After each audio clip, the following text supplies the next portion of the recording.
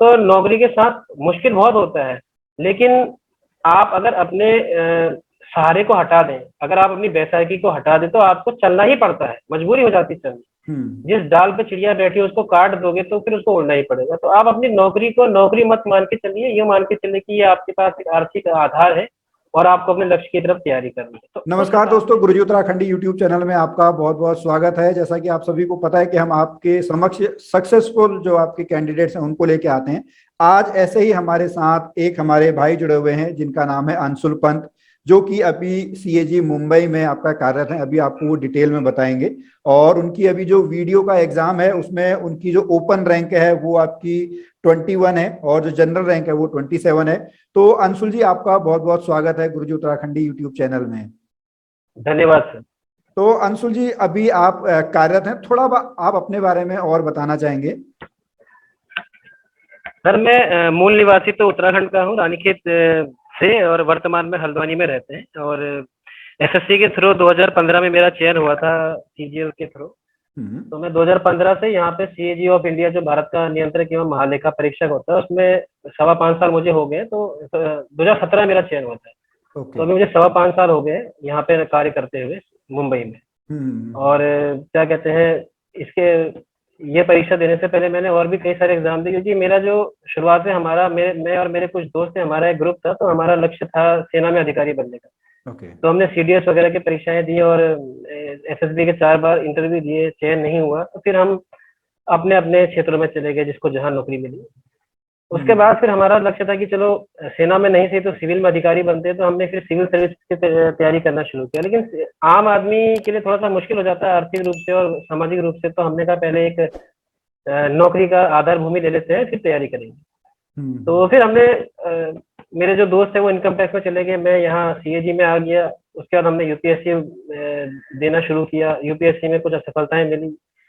फिर UPPCS try किया साथ में, तो वहां भी कुछ खास सफलता नहीं मिली। तो उसके बाद फिर ये यहाँ मुंबई से रह के पढ़ पाना बहुत मुश्किल हो रहा था, और कई सारे आवश्यकताएं भी थी, घरेलू जिम्मेदारियां भी थी। तो जो यहाँ से बहुत मुश्किल हो पा रहा था, तो मैंने सोचा कि यार कोई ऐसा एग्जाम हो जो जल्दी खत्म हो जाए और जो मेरा पुराना ज्ञान है उसका इस्तेमाल करके हो सके। तो फिर ये उत्तराखंड का समूह भोग की परीक्षा आई, तो मैंने कहा यार इसको देते हैं। तो मैंने ये दिया, फिर इसकी तैयारी करी, तो ईश्वर की कृपा से इसमें चयन हो गया। चलिए। और आगे लोअर पीसीएस का प्रीलिम्स भी क्वालिफाई हुआ है, तो उसका मेंस है। अपर पीसीएस कुछ नंबर से थोड़ा सा पेपर गड़बड़ हो गया था। चलिए, कोई नहीं, बहुत बढ़िया, बहुत बहुत शुभकामनाएं आपको आपके लोअर पीसीएस मेंस एग्जाम के लिए। तो अंशुल जी, अभी जो हम यहाँ पे वीडियो, इससे पहले भी बात कर रहे थे, वीडियो में जो आपका अभी बातें चल रही हैं उसके बारे में हम थोड़ा देर में बातें करेंगे। लेकिन पहले हम यहाँ पे आपसे जानना चाहेंगे, जैसे बहुत से लोग कहते हैं कि जॉब करते हुए सर हमसे पढ़ाई नहीं हो पाती है, या हम टाइम मैनेज नहीं कर पाते क्योंकि हम जॉब में ही रह जाते हैं। तो आपने अपने टाइम को कैसे मैनेज किया? आपने एक बहुत अच्छा मुझे मंच दिया, मौका दिया। आज मैं उत्तराखंड के और जो लोगों को अनुभव कम है उनका एक बहुत बड़ा मिथक मैं तोड़ना चाहूंगा कि नौकरी में रहते हुए जॉब निकालना थोड़ा मुश्किल होता है। मैं आपसे एक बात कहूंगा कि नौकरी में रहने वाले जो लोग हैं वो सबसे ज्यादा नौकरियां एग्जाम पास करते हैं। एक बार जिसका चयन हो गया उसके फिर लगातार चयन होते रहते हैं, थोड़ी बहुत असफलताएं आती रहती है, लेकिन उसका चयन कहीं ना कहीं फिर हो जाता है अगर तैयारी करते हैं। यूपीएससी में इस बार अगर औसत देखा जाए, जो ज्यादातर बच्चे जो चयनित हुए हैं सिविल सर्विसेज में, इस बार 2021 वाला जो रिजल्ट आया है उसमें अधिकतर लोग नौकरी करने वाले हैं। तो नौकरी के साथ मुश्किल बहुत होता है, लेकिन आप अगर अपने सहारे को हटा दें, अगर आप अपनी बैसाखी को हटा दें, तो आपको चलना ही पड़ता है, मजबूरी हो जाती है चलनी। जिस डाल पे चिड़िया बैठी है उसको काट दोगे तो फिर उसको उड़ना ही पड़ेगा। तो आप अपनी नौकरी को नौकरी मत मान के चलिए, ये मान के चलिए कि ये आपके पास एक आर्थिक आधार है और आपको अपने लक्ष्य की तरफ तैयारी करनी है। तो उस हिसाब से अगर आप लेंगे तो आपके अंदर वो आग जो है वो लगी रहेगी, वो कहीं ना कहीं आपको बेचैन रखेगी, और उस हिसाब से आप तैयारी करेंगे। और तैयारी करने के लिए सबसे महत्वपूर्ण होता है कि नियमित रूप से पढ़ना और साथ में रणनीति के साथ पढ़ना। अब हमारे पास समय कम है, मुश्किल से 2 3 4 घंटे मिल पाते हैं, बाकी जो शनिवार इतवार होता है उस दिन पढ़ाई कर लेते हैं, या फिर जो हमारा छुट्टी त्योहार वगैरह का दिन होता है तो उसका इस्तेमाल करते हैं। और एक कहावत है कि जो वर्किंग प्रोफेशनल्स है, जो नौकरी पेशा लोग हैं, उनके लिए हर त्योहार का दिन तैयारी करने का दिन होता है। तो ये त्याग आपको करना पड़ता है। चलिए, बहुत अच्छा यहाँ पे आपने बताया। अब इसी बात को अंशुल जी थोड़ा सा और आगे बढ़ाते हैं। जैसे हम सभी को यहाँ पे पता है कि वीडियो में जो आपका भर्ती है उसमें जो है पक्ष और विपक्ष बंदे कुछ लोगों द्वारा यहाँ पे आरोप भी लगाए जा रहे हैं, और उसमें पर्टिकुलरली ये आरोप लगाए जा रहे हैं कि जो लोग अभी कहीं पे जॉब कर रहे हैं या कुछ और लोग हैं जिन्होंने सिर्फ पैसे देके सिलेक्शन पाया है। ठीक है, तो आपका इस बारे में क्या कहना है? सर मैं इस बारे को थोड़ा विस्तार से बताना चाहूंगा। सबसे पहली बात, जब उत्तराखंड में एक ऐसा माहौल बना दिया गया है कि जो बच्चा, नया बच्चा अभी इंटर पास किया या स्नातक किया बच्चा तैयारी करता है, तो उसके मन में संशय होता है कि यार मैं राज्य की तैयारी कर तो रहा हूँ, लेकिन इसमें ईमानदारी से चयन होगा, कहीं धांधली तो नहीं होगी, तो उसके मन में संशय रहता है। तो संशय के चक्कर में आदमी पूरी एकाग्रता से तैयारी नहीं कर पाता। मैंने फॉर्म भरा था तो कुछ एनओसी को लेकर किसी नौकरी पेशे युवा से मैंने बात की थी उत्तराखंड में, तो उसने मुझे बोला कि यार अगर किसी के 100 में से 98-99 नंबर आ गए तो इसका मतलब तो धांधली हुई है, और अगर एक ही कोचिंग के सारे लोग सेलेक्टेड हो जाएंगे तो इसका मतलब धांधली हुई है, अन्यथा पेपर ईमानदारी से होता है। तो मेरे दिमाग में भी थोड़ा सा ये पॉइंट आया। मैंने कहा यार मैं परीक्षा तो दे रहा हूँ, लेकिन राज्य की परीक्षा मैंने आज तक ज्यादा ध्यान नहीं दिया इसी वजह से, तो कहीं ऐसा तो नहीं होगा। फिर मैंने कहा नहीं यार, इतना बड़ा कमीशन है, इतना ट्रांसपेरेंसी है आजकल, सब कुछ है, ओएमआर की कॉपी मिलती है, ऐसे थोड़े हो जाएगा। तो मेहनत करते हैं, मेहनत करने से, और इतना अच्छा मौका मिल रहा है आजकल तो ऑनलाइन से सब कुछ आपको मिला, आपके पास पूरी दुनिया है, तो तरीके से तैयारी की जाए। तो फिर मैंने तैयारी करना शुरू किया, मेरा चयन हो गया। जब मेरा चयन हुआ, मेरी रैंक आई, तो मैंने इतना तो उस दिन दावे के साथ कह दिया कि मैंने कहा यार सब लोग कहते हैं धांधली होती है, लेकिन मैंने कहा धांधली नहीं होती, क्योंकि मेरा चयन हुआ है। मेरा तो उत्तराखंड में कोई है, और मैं 5.25 साल से उत्तराखंड से बाहर रह रहा हूँ। बहुत सारे लोग तो मुझे जानते ही नहीं होंगे कि ये भी कौन बंदा है, और अचानक से कहाँ से निकल के आ गया। तो मैंने कहा मेरा चयन हुआ है, इसका मतलब धांधली नहीं हुई है, वरना क्योंकि आयोग में मेरे कोई रिश्तेदार तो बैठे नहीं है जो मुझे उठा के रैंक दे दे। और जब मैं अब घर आके अपने पेपर का एनालिसिस किया था, तो मेरे प्रश्न ठीक थे। मुझे पेपर देने के बाद आत्मविश्वास था कि मेरा इसमें ठीक ठाक हो जाएगा। वो तो अब दूसरी बात रही, जैसे हर पुलिस वाला भ्रष्ट नहीं होता है, हर सरकारी कर्मचारी घूस नहीं लेता है, हर आईएएस जो है भ्रष्टाचार नहीं करता है, वैसे ही आयोग की हर परीक्षा में धांधली नहीं होती है। सारे उत्तराखंड के मैं भाई बहनों से कहना चाहूंगा, अपने दिमाग से पहले तो ये निकाल दें। दूसरी बात, कुछ लोग जो होता है, असफल आदमी जब असफल होता है तो उसके मन में आक्रोश होता है, उसके भावनात्मक असंतुलन होता है, तो कुछ लोग उसका लाभ उठाते हैं, उसको भड़काते हैं, एक माहौल तैयार करते हैं। उससे क्या होता है, उनका तो राजनीति पर कई किस्म का लाभ हो जाता है, बाकी लोग जो है पिस जाते हैं। इस समय जो बच्चे फेसबुक में आए दिन तथाकथित लोगों की पोस्टें देखते हैं या उन पे पोस्ट करते हैं, वो बच्चे आने वाले परीक्षा में भी उनका बहुत दिक्कत होगी, क्योंकि उनकी एकाग्रता कहीं ना कहीं वहां जाती है कि वीडियो में क्या हो रहा है, क्या पता हमको एक और मौका मिल जाए। और कुछ लोग इस गंदी मंशा से काम करते हैं कि यार हमारे को 4200 ग्रेड पे नहीं मिला, 2400 मिला, 2800 मिला, तो अगर फिर से मौका मिल जाएगा तो हम 4200 ले लेंगे। ये उनके एक गंदे और ख्याली पुलाव होते हैं। तो ये एक बहुत गलत सोच है। जहां तक रही 916 बच्चों की तरफ से, मैं एक बात कहता हूँ सभी से कि हम भी किसी गलत चीज का समर्थन नहीं करते। आप जांच कराइए, बिल्कुल करिए, साक्ष्य लाइए, जांच कराइए, लेकिन यूं ही किसी के ऊपर चीटे मत उछालिए। रैंक 1 नवीन मेहरा जी का इतना उनका नाम लिया है, मैं तो उनका निजी रूप से नहीं जानता, लेकिन डीवी के दिन मुलाकात हुई थी, उसके बाद थोड़ा बहुत ग्रुप ग्रुप से संपर्क हुआ। वो बंदे भी सीधे साधे लगे मुझे, बाकी तो सच्चाई तो ईश्वर जानता है, हम किसी के बारे में गारंटी नहीं दे सकते। लेकिन जो पढ़ने वाले बच्चे हैं, आप उनका इस तरह से मीडिया ट्रायल करके उनके ऊपर ठप्पा लगा रहे हैं कि यार ये धांधली से आया है। 68 बच्चों की लिस्ट दे दी गई, किसी से कहा कि पुजारी है, किसी से कहा कि पति पत्नी, और ये सारे के सारे आरोप शुरुआत से गलत साबित हुए। इतनी पारदर्शिता से आयोग ने हर चीज आपके सामने खोली है। एक चला आ रहा व्यवस्था है कि कैसे भी करके हम जांच कराएं। कुछ लोगों के मंसूबे हैं कि शायद जांच होगी तो कुछ लोग निकल के आ जाएंगे, और फिर हम अपनी बात को मजबूती से रखेंगे कि यार देखो हम कहते थे धांधली हुई है और हमारी बात बिल्कुल सही थी। कुछ लोगों के ऐसे मंसूबे हैं। अब उन्होंने जांच कराने के लिए कई किस्म से प्रेशर दिया, वो प्रेशर काम नहीं किया, क्योंकि आयोग के पास कोई लूप होल था ही नहीं। आयोग के अध्यक्ष जी ने एक बात खुलेआम कही कि आप मेरे पास कुछ भी लेके आओ, मैं जांच कराऊंगा। तो इन्होंने क्या किया, एक स्क्रीनशॉट ले आए, जिस स्क्रीनशॉट में का तो विश्लेषण बच्चों ने कर दिया, काफी हद तक फर्जी है। भारत में जब कभी भी पेपर लीक होता है तो प्रश्न पत्र आउट होता है। एक रद्दी से कागज में गंदी से लेख में 68 63 64 क्वेश्चन डाल दिए, जिसमें से 10-12 क्वेश्चन गलत है। उसको सुबह 4 बजे पढ़ के कौन सा बच्चा पास हो जाएगा? मैं उन बच्चों से पूछता हूँ जो बच्चे कह रहे हैं कि वो, अगर आप मुझे भी सुबह परीक्षा के दिन तो इतना टेंशन होता है ना, अगर आप मुझे सुबह 5 बजे कहो कि यार लो अंशु भैया ये 100 क्वेश्चन है, इनको पढ़ लो, मैं कहूंगा भाई इसको रहने दे, मैं जो पढ़ा है उसी का रिवीजन कर लेता हूँ, इससे अच्छा। तो ये बात ना लॉजिकल आधार पे ना न्यायिक तौर पे कहीं पर सिद्ध नहीं होती। चलो फिर भी आयोग ने उस बात पे जांच बिठा दी। अब जब जांच बिठा दी तो आपको उसका राजनीतिकरण करने की क्या जरूरत है? अगर आप सही हो तो आप न्यायिक तरीका अपनाओ। आप उसको राजनीतिक रूप दे रहे हो, आप सोच रहे कि विपक्ष दबाव बनाएगा, सरकार दबाव पे आएगी। अरे भैया, एक आयोग है, एक व्यवस्था से सरकार चलती है। जिन लोगों ने पब्लिक एडमिनिस्ट्रेशन नहीं पढ़ा, जरा वो पढ़ ले, थोड़ा इंडियन पॉलिटी पढ़ ले, थोड़ा एडमिनिस्ट्रेशन पढ़ ले कि सरकार चलती कैसे, व्यवस्था होती कैसे। तो ये एक माहौल बनाया जा रहा है। इस माहौल में कुछ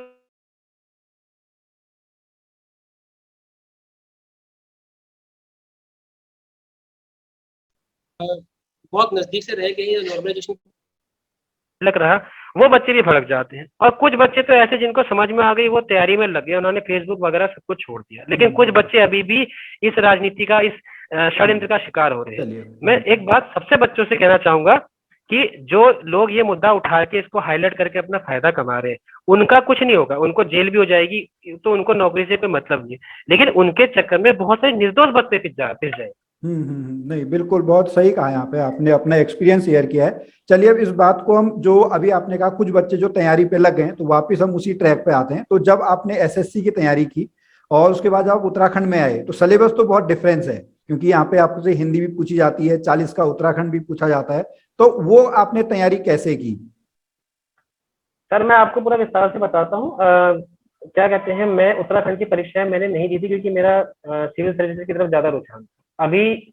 और मैं आज सबके सामने ये बात भी कहता हूँ, जो मैंने आज प्राप्त किया है वीडियो की परीक्षा, मैं इसको अपने लिए बहुत बड़ा अचीवमेंट नहीं मानता, क्योंकि मैं जिस प्रकार का अनुभव रखता हूँ, जिस प्रकार की मैंने मेहनत करी है, मैं और आगे के एग्जाम पास कर सकता हूँ, सिविल सर्विसेज या पीसीएस का परीक्षा निकाल सकता हूँ। इस परीक्षा को निकालना तो ऐसा है कि यार मैंने बहुत मतलब है, मैं ये नहीं कहता कि परीक्षा निकालना कोई छोटी बात होती है, लेकिन मैं अपने लिए, मैं अपने आप को इतना बड़ा क्रेडिट नहीं देता कि मैंने बहुत बड़ा अचीव कर दिया। मेरे साथ के जो मेरे दोस्त लोग हैं, वो सब इन परीक्षाओं को राह चलते निकाल लेंगे, वो इतना ज्ञान आज भी रखते हैं जिनके साथ में बैठ के तैयारी करता हूँ। तो ये कोई वो चीज नहीं है। दूसरी बात, मैं शुरुआत से मेरी हिंदी में और अंग्रेजी दोनों में पकड़ बहुत मजबूत रही। मैं एसएससी में था तो अंग्रेजी होती थी, अंग्रेजी में हम फायदा ले लेते थे। उसके बाद जब मैं उत्तराखंड का मैंने शिफ्ट किया, तो क्योंकि जीके तो वही होती, जीके तो मैंने पढ़ी हुई थी, मैंने सबसे पहले सिलेबस देखा। जो बच्चे सबसे बड़ी गलती करते हैं, सिलेबस नहीं देखते, हमने भी करी है। पॉलिटी पढ़ना है तो फलानी लक्ष्मीकांत उठा ली, हिस्ट्री पढ़ना है तो स्पेक्ट्रम उठा ली, ज्योग्राफी पढ़ना है तो पीएमएसएससी का पीडीएफ पढ़ लिया, या सविंद्र सिंह पढ़ ली, या कोई और किताब पढ़ ली, लेकिन हम सिलेबस नहीं देखते, हम सोचते सब कुछ हो गया। उत्तराखंड के एग्जाम में मैंने जब पुराना ट्रेंड एनालिसिस किया, मैंने उत्तराखंड के समूह क के 75 प्रश्न पत्र है जो कई बार हल किए, 75 प्रश्न पत्र, और मैंने उनमें देखा कि कहीं ना कहीं सीधे सीधे प्रश्न उठाए गए हैं सिलेबस से। अगर उसमें आरटीआई दिया है तो सीधे उठाया गया कि आरटीआई किस देश में पहले लागू हुआ, भारत में कब लागू हुआ, कौन सी किसकी अनुशंसा पे लागू हुआ, मेरा फलानी जो जिन्होंने उसके जो उनके क्रूसेडर रहे थे वो कौन थे, तो डायरेक्ट प्रश्न आए। तो मैंने वहां से एक बनाया कि सिलेबस को अच्छे से तैयार करना है। तो वो सिलेबस को तो मैंने बहुत गहराई से उसका मेरा सिलेबस अगर आप देखेंगे तो उसका मैंने इतना रंगीन कर रखा है कि ये पढ़ लिया, इतना पढ़ लिया। उसके बाद हिंदी में मेरा हाथ मजबूत था, थोड़ा सा व्याकरण को समझना था, तो मैंने उसके लिए कुछ यूट्यूब के चैनलों का सहारा लिया, कुछ किताबों से पढ़ा, थोड़ा बहुत ज्ञान पहले से था, कुछ डिस्कशन किया। जीके मेरी पहले से तैयार थी, हम लंबे समय से पढ़ते आ रहे थे, क्योंकि यूपीएससी लेवल से कॉन्सेप्चुअल क्लैरिटी बनाते आ रहे थे, तो उसमें उतनी दिक्कत नहीं हुई, तथ्यात्मक चीजें रटनी थी। तो उस पर थोड़ा सा फोकस किया कि इस समय विस्तार से नहीं जाना है, तथ्यात्मक चीजों को ज्यादा ध्यान देना है। करंट अफेयर ज्यादा पूछता नहीं, लेकिन फिर भी हमने करंट अफेयर पढ़ी। फिर उत्तराखंड की बात है, उत्तराखंड से मुझे बहुत ज्यादा प्रेम है, कुछ ज्यादा ही प्रेम है, तो मैं उत्तराखंड के बारे में कई तरह से, जैसे काफल ट्री है, उत्तराखंड मेरी जन्मभूमि है, मारू गढ़वाल है, और भी कई सारे साइट्स है, ई उत्तरांचल है। तो इन सब साइट्स से मैं कई चीजें उत्तराखंड के बारे में पढ़ता आता हूँ, और वहाँ की जो अखबार आ जाता है अमर उजाला का नेट इंटरनेट में डालने से, तो वहां से मेरी उत्तराखंड की एक करंट प्लस स्टैटिक रिलेटेड तैयारी होती जाएगी। उसके बाद मैंने देखा, मैंने कहा सबसे, क्योंकि किताबें बहुत थी मार्केट में, मुझे तो ये परीक्षा वाणी के अलावा दूसरी किताब का नाम भी नहीं पता था।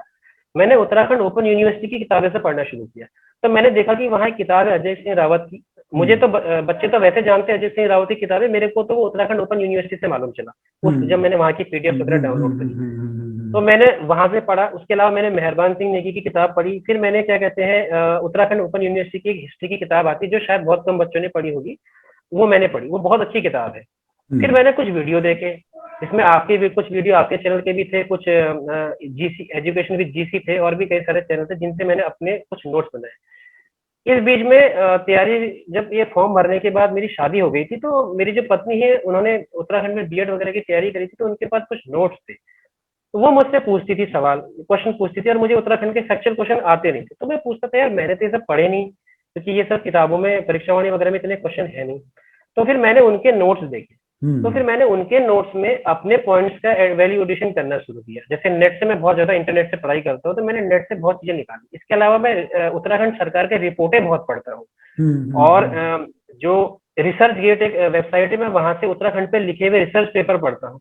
तो उससे मुझे काफी, ये सब चीजें शायद बहुत कम बच्चे उत्तराखंड में करते होंगे, क्योंकि बच्चे किताबों के अलावा कहीं जाते नहीं। मैं भी आपको दिखाऊंगा अभी अपने पीडीएफ वगैरह।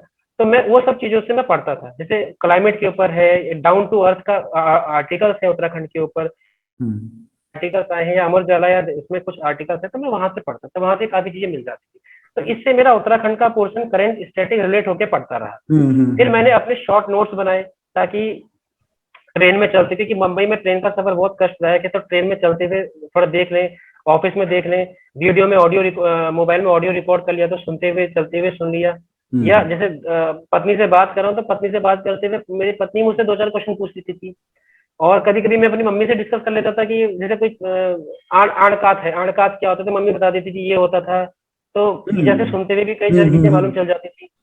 तो कहीं ना कहीं मैंने अपनी उत्तराखंड की तैयारी को वास्तविकता से रिलेट करके रखा, चीजें याद भी हो जाए, और वो इंटरेस्ट तो था ही, तो उस वजह से वो ज्यादा बेहतर समझ में भी आता था। तो इस प्रकार से मैंने उत्तराखंड की तैयारी करी। और एक बात मैं कहना चाहूंगा कि नौकरी के साथ तो बहुत मुश्किल होता है। मैंने बहुत प्यार किया है, मैंने कई रातें में भूखा सोया हूँ, क्योंकि मैं ऑफिस से आऊंगा, फिर मैं खाना बनाऊंगा, 2-2.5 घंटे इसमें निकल जाते हैं, फिर मैं आराम करूंगा। तो मेरा रूटीन था कि मैं आया, मैं तुरंत मैंने कुछ दूध वूध पी लिया, या कुछ जूस वगैरह पी लिया, मैं 6:15, 6:30, 7 जैसे भी टाइम मिला वैसे पढ़ने बैठ गया। उसके बाद फिर मैंने कभी खाया, कभी नहीं खाया, कभी कॉर्नफ्लेक्स खाया, कभी केला दूध खा लिया, कभी पार्ले जी का बिस्कुट खा लिया, ऐसे करके रातें गुजारी। त्योहार नहीं मनाए सर, होली में कभी अपने घर नहीं गया, केवल दिवाली में घर जाता था, रक्षाबंधन में कभी नहीं गया। माँ बाप का बहुत बड़ा त्याग रहा है। मैं जब भी कभी घर गया 5 दिन के लिए, तो मेरे माँ बाप मुझे कहते थे चल तू पढ़, मैं उनके साथ भी नहीं बैठ पाता था। शादी के बाद मैंने ज्यादा समय पत्नी से भी घूमना फिरना कुछ नहीं हो पाया, क्योंकि उन्होंने कहा चलो आप तैयारी करो, अभी इस पे फोकस करो। बीच में मेरी पत्नी की तबीयत खराब हुई थी, मेरा वीडियो का एग्जाम था, तो मेरी पत्नी अकेले, क्योंकि मम्मी पापा थोड़ा अक्षम है शारीरिक रूप से, तो वो अकेले अस्पताल जाती थी। मुझे बड़ा बुरा लगता था, लेकिन मैं घर में बैठ के पढ़ता था अपने आप को। मैं वो उस आग से पढ़ता था कि यार मैं मुझे मतलब कैसे भी करके परीक्षा निकालनी। बिल्कुल। तो बहुत सारे त्याग रहे हैं सर। इसके पीछे मैं त्याग का अगर वर्णन करने जाऊंगा तो बहुत सारे लोगों के आंखों में आंसू आ जाएंगे कि मैंने कैसे पढ़ी है, किन हालात में। मैंने धूप में बैठ के, ऑफिस में मुझे टाइम नहीं मिलता, तो लंच ब्रेक में मैंने कई बार दोपहर में मैं खाना नहीं खाता था, कि मेरा वो 15-20 आधा घंटा बच जाएगा। उस आधे घंटे को बचा के मैं छत में जाके, ऑफिस की छत में जाके पढ़ता था, धूप में बैठे, क्योंकि ऑफिस में कहीं जगह नहीं।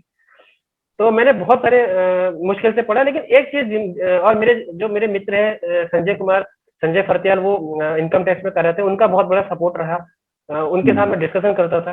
तो कहीं ना कहीं डिस्कशन करना, रणनीति से तैयारी करना, सिलेबस पे चिपके रहना, और इंटरनेट की वजह से मुझे बड़ा लाभ हुआ है।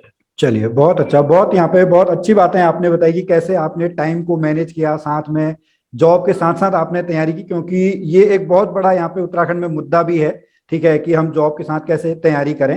तो अब थोड़ा सा और आगे हम चलते हैं, ठीक है। हम बात करते हैं, जैसे आपने बुक्स के बारे में बताया, तो आप बुक्स से ही पढ़ते थे या आपने नोट्स वगैरह भी बनाए हुए हैं? हिंदी का तो सर मैंने विस्तृत नोट्स बनाए थे डिटेल में, जिसमें मेरे जितने भी हमारे लेखक हैं, लेखक परिचय था, कवि थे, उनको मैंने हर एक को बनाया था, और उनसे जितना इन्फॉर्मेशन उनके बारे में हो सकती है मैंने यूट्यूब और इंटरनेट से निकाल के पूरा बना रखा था। अभी मेरे पास है नहीं, वरना मैं आपको दिखा देता। वो मैं घर पे रखा है। व्याकरण का मैंने काफी गहराई से अध्ययन किया। उसमें जो कॉन्सेप्ट समझ में नहीं आता था, उसकी जड़ को समझने की कोशिश करी, कैसे क्या है। और हिंदी में थोड़ा रुचि भी है, थोड़ा सा ईश्वर की कृपा से हिंदी में हाथ ठीक ठाक भी है, तो जल्दी मुझे समझ में आ जाता था चीजें। उनके मैंने हिंदी के मैंने बराबर नोट्स बनाए, चाहे वर्ण माला हो, चाहे आपका संधि हो, सब कुछ मैंने बनाया, मुहावरे वगैरह। और हिंदी के थोड़े से शब्दावली भी पकड़ अच्छी है, तो मुझे उनमें थोड़ा दिक्कत कम हुई। और क्योंकि मैं शेर व शायरी करता हूँ, कविताएं लिखता हूँ, तो मुझे कई सारे शब्दों का, उर्दू फारसी शब्दों का ज्ञान भी है। फिर जहां तक उत्तराखंड का, मेरी जो पत्नी के नोट्स थे, उन्होंने तो खैर वो बहुत डिटेल में बनाए थे, तो मैंने क्या किया, उसी में वैल्यू एडिशन किया। काफी जगह थी, तो उन पन्नों में वैल्यू एडिशन कर दिया, या फिर बीच में पेज चिपका दिए। जैसे उत्तराखंड में वन वाले आंदोलन है, तो उन्होंने जैसे 4 आंदोलन लिखे, मुझे 6 आंदोलन और मिल गए, तो मैंने वहां पर कागज चिपका के वो 6 भी वहां पे लिख दिए। तो उत्तराखंड के मैंने नोट्स बनाए, उत्तराखंड के नोट्स बनाए और हिंदी के नोट्स बनाए, और उनको फिर मैंने शॉर्ट करके रिवीजन करने के लिए थोड़ा आसान बनाया। और फिर मैंने जो मेरा जीके का पोर्शन है, उसके लिए मैंने कोई नोट्स नहीं बनाया, क्योंकि जीके हम पढ़ते आ रहे थे और डिटेल में पढ़ा था। फिर उसको उसके क्वेश्चन प्रैक्टिस कर लेते थे। मैंने यूपी, एमपी, बिहार और राजस्थान, यहाँ के बहुत सारे स्टेट के क्वेश्चन पेपर लगाए। और मेरे पास करीबन इस समय 700-800 तो मेरे पास पेपर ही होंगे, जो मैंने जिनमें से मैंने कई सारे पेपर लगाए हैं। और उसमें से जो मुझे क्वेश्चन नहीं आते थे उनको मैं नोट कर लेता था। और करीबन 75 प्लस क्वेश्चन मैंने Uttarakhand UK triple S C जो समूह भौतिक की परीक्षा है वो, और यूके पीएससी की जितनी भी परीक्षा है उनके प्रश्न पत्र भी हल किए थे, ताकि कोई ऐसा क्वेश्चन जो अगर किसी रूप में वापस आ गया तो वो उसको कम से कम मैं गलत ना करूं, वो मैंने किया था। बहुत अच्छी स्ट्रेटेजी है आपकी। ये हम भी अपने स्टूडेंट को बताते हैं कि प्रीवियस ईयर के अगर आप क्वेश्चन पेपर करेंगे तो आपको पैटर्न का तो आइडिया हो ही जाएगा, उसी हिसाब से बुक में भी आपको वही लाइन दिखती है उसके बाद कि हाँ अच्छा ये क्वेश्चन पूछा गया था। चलिए वो बहुत अच्छा आपने बताया। तो अब थोड़ा सा यहाँ पे हम अंशुल जी चलते हैं अपने रैपिड फायर में। ठीक है, आपको यहाँ पे 2 ऑप्शन मिलेंगे, आपको एक चूज करना है। आप जैसे दोनों जॉब में हैं, मतलब आपने अभी सेंट्रल जॉब आप कर रहे हैं, आप स्टेट में आ चुके हैं, तो कौन सी जॉब आपको पसंद है? सेंट्रल जॉब पसंद है कि अब स्टेट जॉब पसंद है? अगर मेरा राज्य उत्तराखंड है तो मुझे स्टेट जॉब पसंद है। Okay, very good. आप कोचिंग में बिलीव करते हैं कि सेल्फ लर्निंग में बिलीव करते हैं? दोनों का सम्मिश्रण जरूरी है। अगर आप एकदम नौसिखिए हैं तो आपको मार्गदर्शन के लिए एक अच्छे गुरु की जरूरत है, वो आपके लिए लाभदायक होगी, लेकिन वास्तविक मेहनत आपको स्वयं करनी पड़ेगी। ओके, ऑनलाइन कोचिंग में बिलीव करते हैं कि ऑफलाइन कोचिंग में? सर अगर दूरस्थ है जैसे मैं हूँ तो मजबूरी है ऑनलाइन करना, लेकिन ऑफलाइन में ज्यादा बेहतर मानता हूँ, अगर अगर साक्षात सामने से मौका मिल पाए। ओके, आप मॉर्निंग में पढ़ना पसंद करते हैं कि लेट नाइट में पढ़ना पसंद करते हैं? सुबह सर, प्रातःकाल। प्रातःकाल में पढ़ना पसंद करते हैं, ठीक है। उत्तराखंड में आपकी पसंदीदा जगह कौन सी है जहाँ पे आप घूमना चाहेंगे? मेरी जन्मभूमि उत्तरकाशी, मेरी बचपन की भूमि गोपेश्वर, और जो हमारा पिथौरागढ़ का इलाका है वो खासतौर पर जितने भी उच्च हिमालय क्षेत्र है। चलिए बहुत अच्छा। अब जैसे आप उत्तराखंड स्टेट गवर्नमेंट को जॉब करने ज्वाइन करने वाले हैं, तो आप एक कौन सी ऐसी चीज है जो आप सुधारना चाहेंगे? सर क्योंकि वो तो निर्भर करता है कि हमें क्या विभाग मिलेगा, लेकिन जैसा भी मुझे विभाग मिलेगा तो मेरी कार्यप्रणाली ये होगी कि मैं ईमानदारी के साथ जो भी मेरा दायित्व है उसको वहन करते हुए एक उदाहरण पेश करूं कि ईमानदारी से भी आप काम करके राज्य को एक बेहतर वो दे सकते हैं, सेवा दे सकते हैं। और जो भी मुझे सेवा मिलेगी, अगर मुझे मौका मिले तो मैं युवाओं के लिए काम ज्यादा करना चाहूंगा। ओके, चलिए बहुत अच्छा आपने यहाँ पे बताया। अब थोड़ा सा हम चलते हैं अपने बारे में। जैसे आपने कहा था कि आपने कुछ हमारे वीडियोस देखे थे, तो आप हमारे चैनल के बारे में भी कुछ कहना चाहेंगे? सर मैं तो क्योंकि उत्तराखंड में नया था, मैं किसी चैनल के बारे में जानता नहीं था, तो मैं रैंडमली क्या करता था ना, मैं टॉपिक सर्च करता था। मैं कभी किसी चैनल को लगातार एक चैनल को फॉलो करो ऐसा तो मेरे को उतना समय भी नहीं मिल पाता था। जैसे माने कि मैंने उत्तराखंड के पारंपरिक आभूषण सर्च किया, उसमें आपका आ गया, किसी और का आ गया, तो मैं 3-4 देख लेता था। तो उसी दौरान जब मैं लोअर पीसीएस के भी अपनी तैयारी कर रहा था, तो मैंने आपका एक वीडियो देखा था कि कौन कौन सी किताबें पढ़ी, उसमें आपने फोटो लगा रखी थी, ऐसे आप किताबों को अलग कर रहे थे। तो मुझे वहां से मैंने देखा, उसके बाद मैंने कुछ एक टॉपिक्स की वीडियो भी आपके देखे, तो मुझे आपका चैनल और भी जो कुछ और चैनल है जो लगे कि जो वाकई में तटस्थ होकर बच्चों को पढ़ाते हैं, तो मैंने इन चैनल को फॉलो किया। और जो भी मुझे कोई टॉपिक नहीं आता था तो मैं 2-4 चैनलों को में से वो टॉपिक उठा के पढ़ लेता था या उसकी वीडियो देख लेता था। जी जी, चलिए बहुत अच्छा। अब हम आपसे एक अंतिम क्वेश्चन पूछेंगे। जो इस समय जो तैयारी कर रहे हैं स्टूडेंट, उनको आप क्या संदेश देना चाहेंगे? सबसे पहले अपने मन से नकारात्मक भाव मिटा दीजिए कि परीक्षा में धांधली होती है। सब कुछ ओपन है, आप ईमानदारी से पढ़िए, आपको सफलता मिलेगी। दूसरी बात, रणनीति बना के और बिल्कुल सिलेबस से चिपक के पढ़िए। सामने सिलेबस, उत्तराखंड का नक्शा, भारत का नक्शा, सिलेबस, और ये आपके सामने हर समय होना चाहिए ताकि आप बिल्कुल भी इधर ना भटके।